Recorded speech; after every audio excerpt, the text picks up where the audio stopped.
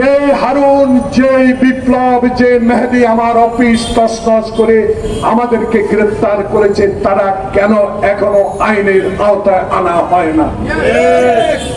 শেখ হাসিনার DGDFI NSI Mirza Alamgir কোথায় ঘুমায়? মির্জা আব্বাস কোথায় থাকে? গর্ষর কোথায় ঘুমায়?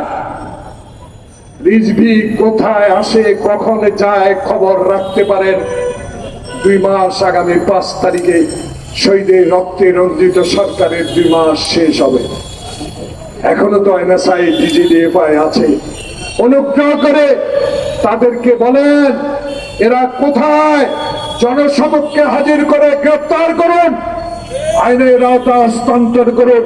তাইলে মানুষ আপনাদেরকে যেমনি বিশ্বাস করে বঙ্গভবনে শপথ করিয়ে প্রধানমন্ত্রীর কার্যালয়ে বসিয়ে দিয়েছেন, আপনারাই পারবেন বাংলাদেশে সংস্কার করে বাংলাদেশে আবার 1991 সালে যেই ভোটের মাধ্যমে আমার নেত্রী বেগম খালেদা জিয়া প্রধানমন্ত্রী হয়েছিল, এই রকম আরেকটি ভোটে আমার নেতা তারেক রহমান বলেছে আমি দিনের ভোট রাতে করে ক্ষমতায় যেতে চাই না, আমি সিল মারা ভোটে বাংলাদেশের প্রধানমন্ত্রী হতে চাই না, আমি হতে চাই এক মাথায় এক ভোট, আমার ভোট আমি দিব, মৃত ব্যক্তির ভোট নয়।